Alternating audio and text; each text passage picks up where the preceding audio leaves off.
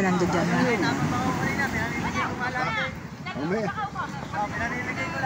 Pagdating na ang chit, gagawin pa sa amin.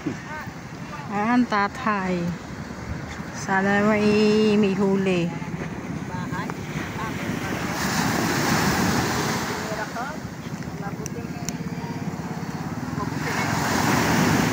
Marinini. Yan na ang tatay. Ayan na. Lusong, uyog!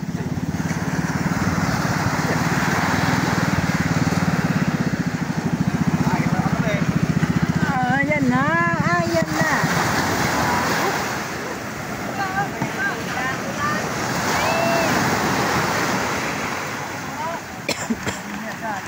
Mali nga ako. Para ilumagitik ng madaling araw. Ha? Oo! Tanigi daw. Ay, ay, ay, ay, ay. Kasi pa. Kami kayo, ilang peraso huli. Kailan bali? Bisa pa isa? Bali daw, bali. Hindi naman nagtanigi yan. Inayat-gayat yung pamigay mo. Yan talaga. Kasi pag... Yan ang placer. Ay. Ganun sa akin. Pag inisa-isa yan, wala matitira. Kaya mautak din yung ginawa ng ano. Yung dalawa, yung isa pinagdalwa. Para nga naman. Para lahat meron. Sa isang isda, dalawang may-ari. Yan. Di lahat na yung makakatikim, di ba? Alright, mga katsarap. Bali yan.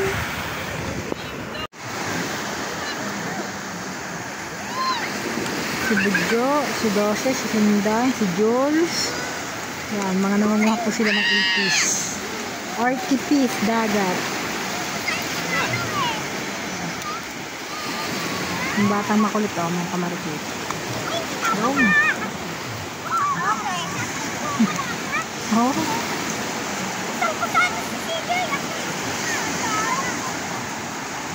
Nagdadala po yan. Yun, maligo na.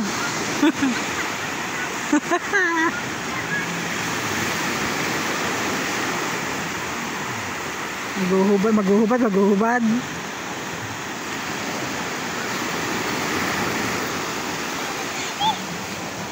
Oh. Yun, naghubad na ng short. Ang batang makulit. Nagkakandada pa sa tubig sa buhangin niya. Yun, iniwan na ng short. Yan. Walang kamalay maabang shirt. Pinaanod mo.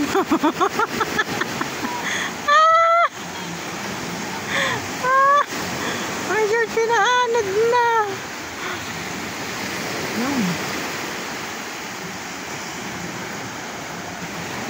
Yan.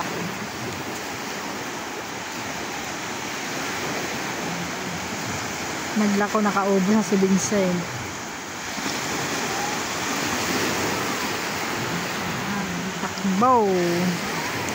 Takbo.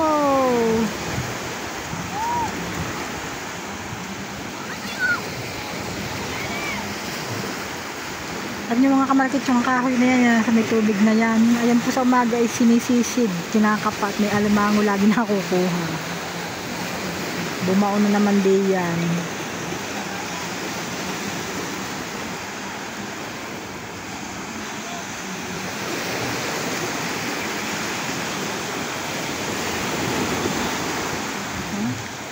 Malaki ng mga katawan na.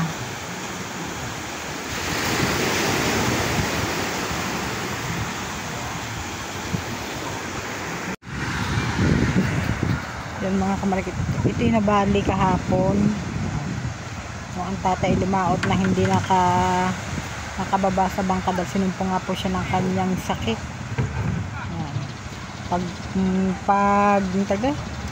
Pag angat po ng bangka, dahil siyempre po hindi po nga po ang tatay nakababa agad sa bangka, inusong po na magkapatid. Inusong po ang bangka ng mga mamabakaw. Nagpwersa po sa Naporsa po sa pagkakabuhat eh, ayun nangyari. Kasi ito po, nanghiram po kami kay Tito Henry. Itong pagkati ang tawag dito? Batangan, nanghiram po muna kami pansamantala dahil magpapagawa kami ng batangan na panibago. Mga 2 hanggang 3 araw lang po namin ito gaganito. Dahil ang tatay ay hindi sanay ng walang ginagawa. Yan.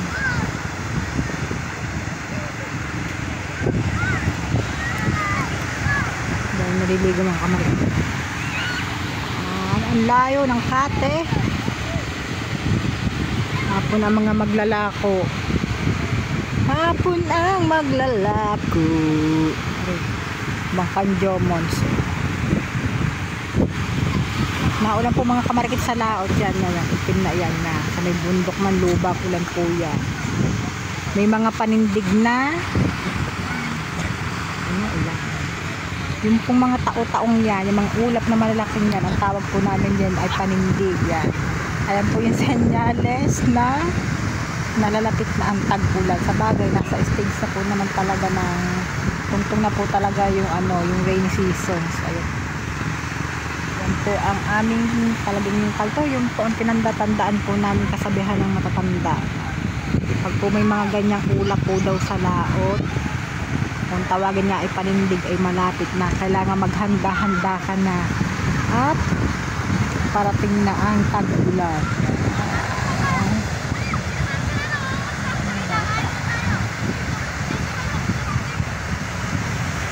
Dahil mga bata kung gano'ng kalalaki niya, kaititim ang pamihado mamayang gabi mga kamarikit ay bubuhos na naman yung ulan na iyan.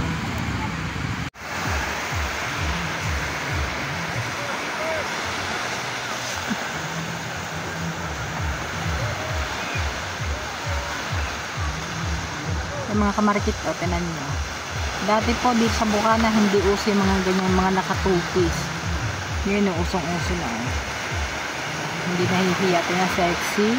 Oh, gano'n ka-sexy niya.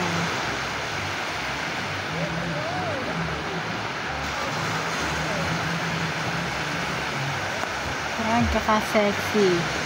Ganda pa mga kamarikit ng kanyang buhok. Puti. Si Dagi ay naglalive. Si Dagon.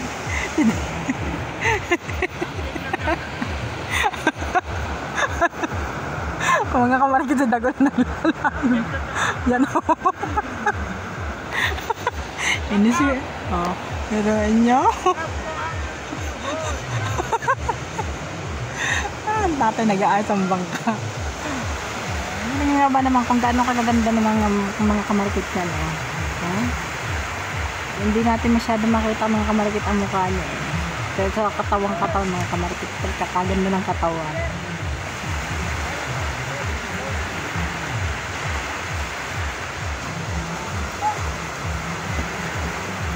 Kanina po ibang talaga nakatupis yan mga kamarikit.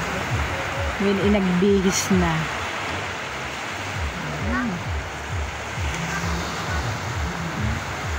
Bisita po siya kay attorney.